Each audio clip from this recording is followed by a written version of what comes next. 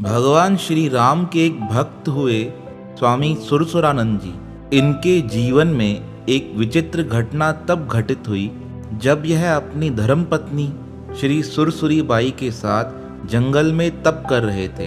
कहते हैं एक बार जब यह जंगल में साधना कर रहे थे तब एक दुष्ट मलेच्छ की नज़र इनकी धर्मपत्नी भक्तिमयी सुरसरी माता जी के सौंदर्य पर अटक गई। वह हरदम इसी ताक में रहता था कि यह भक्तराज अपनी धर्मपत्नी को छोड़कर कहीं दूर चले जाएं, तो मौका मिलने पर मैं भक्तराज की धर्मपत्नी का अपहरण करके अपने पास ले आऊं। एक दिन ऐसा संयोग बन पड़ा। एक बार भक्तराज भगवान की साधना के लिए कहीं से पुष्प लाने के लिए दूर चले गए। वह दुष्ट तो मौके की तलाश में था। उसने सोचा आज तो यह माताजी अकेली हैं। मन में ऐसा दुष्ट विचार रख वह अपने कुछ साथियों के साथ सुरसरी जी के पास पहुंचा। अब सुरसरी जी तो अकेली थी। उनके मन में बड़ा भय होने लगा। वह सोचने लगी यह तो बड़ा दुष्ट है, यह तो बहुत समय से इसी ताक में था। अब वह भक्ता अपने परमात्मा को याद कर कहने लगी, हे परमात्मा मेरी रक्षा करो, मेरे पतित्व की रक्षा करो, मेरे धर्म की रक्षा करो। अब आपके ऊपर ही सब भार है। जिस प्रकार आपने द्रौपदी का मान बचाया था, आज मेरे मान की रक्षा आपको रखनी है। जब वह भक्ता इस प्रकार रोते हुए भगवान को प्रार्थना करने लगी तब वह दुष्ट पूछने लगा, अब तुम्हें यहाँ बचाने वाला कोई नहीं है जो तुम्हारी मेर से रक्षा कर सके, तुम्हें मेरे साथ चलना पड़ेगा। तब वह भक्ता अपने भगवान को प्रार्थना कर कहने लगी, हे भगवान मेरी रक्षा करो। इतने में वह दुष्ट सुरसरी जी के और नजदीक आ गया। पर जैसे ही वह नजदीक आया परमात्मा ने एक विचित्र चमत्कार किया। जहाँ पर सुरसरी बाई जी बैठी हुई थी उस स्थान पर उस दुष्ट को एक हिंसक शेरनी दिखाई दी। पहले तो वह अचंभित हो आंखों को फाड़ कर देखने लगा, यहाँ पर तो भक्ता बैठी थी और यह शेरनी कैसे बन गई। जैसे ही वह और नजदीक आने लगा उसके साथियों ने उसे रोकने का प्रयास किया, आगे मत जाओ, पर वह तो कामांध था, वह तो काम के आसक्त हो। जैसे ही वह और कदम बढ़ाने लगा अचानक से वह शेरनी उठकर उस दुष्ट पर हमला करने वाली थी। जैसे ही वह हमला करती इतने में वह जान बचाकर वहां से भाग गया। तब आकाशवाणी हुई, हे दुष्ट तूने मेरी भक्ता को परेशान करने का प्रयास किया है। आज के बाद कभी तूने फिर ऐसा प्रयास किया तो मैं तुझे समाप्त कर दूंगी। थोड़ी देर बाद जब भक्त सुरसुरानंद जी अपने स्थान पर लौट कर आए तब माताजी ने सारी बात अपने पतिदेव को बताई। पतिदेव ने उन्हें आथत देते हुए कहा, परमात्मा सदैव हमारे साथ हैं। आज उन्होंने तुम्हारी रक्षा कर हम दोनों का मान बढ़ा दिया है। इस प्रकार बहुत समय तक वह जंगल में तपस्या करते रहे। पर नियति के अनुसार कहते हैं थोड़े समय पश्चात भक्तामयी श्री सुरसुरी बाई जी का शरीर शांत हो गया। उनका शरीर शांत होने के पश्चात भक्त सुरसुरानंद जी अपने श्री गुरुदेव स्वामी रामानंदाचार्य जी के पास काशी में आकर निवास करने लगे। एक बार स्वामी रामानंदाचार्य ने इन्हें अपने पास बुलाकर कहा, हे भक्त सुरसुरानंद मेरी आज्ञा से अब तुम दक्षिण भारत की यात्रा करो, क्योंकि दक्षिण भारत में मुस्लिम शासक अलादीन खिलजी का एक सेनापति जिसका नाम काफूर है वह हिंदुओं पर बड़ा आक्रमण कर रहा है। वह हमारे सनातन धर्म के अनेक तीर्थ स्थलों को नुकसान पहुंचा रहा है। अब तुम वहां जाकर उसे अच्छे से शिक्षा दो। अपने गुरुदेव की आज्ञा मानकर भक्त सुरसुरानंद जी दक्षिण भारत की यात्रा पर निकले।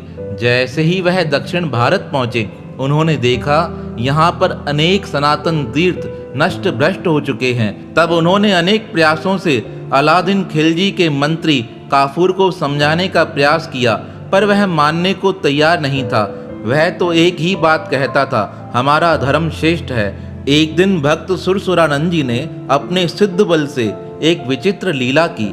एक दिन भक्त सुरसुरानंद जी रात्रि के समय मलिक काफूर के स्वप्न में पैगंबर हजरत मोहम्मद साहब से यह उपदेश दिलाया कि तुम यह उपद्रव करना बंद कर दो। सभी धर्म समान हैं, सभी धर्मों का आदर करो। अगर तुम ऐसा नहीं करोगे तो तुम्हें इसका दंड मिलेगा। जब मलिक काफूर ने स्वप्न में यह वाणी सुनी तो वह बड़ा भयभीत हो गया। वह प्रातःकाल उठते ही भक्त सुरसुरानंद जी के शरण में आ गया। कहने लगा, मुझसे बड़ा अपराध हुआ है, अब जैसा आप कहेंगे मैं वैसा करने को तैयार हूँ, क्योंकि कल रात को मुझे पैगंबर हजरत मोहम्मद साहब ने आदेश देकर यही कहा है, जैसा भक्त तुम्हें आदेश करे वैसा ही तुम्हें करना है। अब तो काफूर का जीवन परिवर्तित हो चुका था। अपने गुरुजी की आज्ञा का कार्य पूर्ण कर वापस भक्त सुरसुरानंद जी अयोध्या में आकर रहने लगे। तो भक्त सुरसुरानंद जी का जीवन बड़ा दिव्य और अलौकिक था। कहते हैं उन्हें नारद जी का अवतार माना जाता है। भक्त सुरसुरानंद जी स्वामी रामानंदाचार्य जी के शिष्य थे। इनका बचपन का नाम भायण था। इनका जन्म वैशाख कृष्ण नवमी गुरुवार को लखनऊ के समीप परखम नामक गांव में हुआ था। इनके पिता का नाम पंडित सुरेश्वर जी और माता का नाम श्रीमती देवी जी था। बचपन से ही इनके अंदर भक्ति के अनेक संस्कार विद्यमान थे। कहते हैं इनके जीवन में बचपन से ही अनेक विचित्र घटनाएं घटित होती रहती थी। जब भी इनके घर पे कोई कार्यक्रम होता था तो एक नारायण मामा के नाम से एक संबंधी इनके घर आता था। जब भी यह उससे पूछते थे आप कौन हो, वह एक ही बात कहता था, मैं तुम्हारा मामा हूँ, मेरा नाम नारायण मामा है।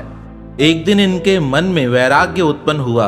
वह सब कुछ छोड़कर वन की ओर जाने लगे। जैसे ही यह वन की ओर प्रस्थान कर रहे थे तभी वह मामा जी वहां उपस्थित होकर इनसे कहने लगे, तुम कहाँ जा रहे हो?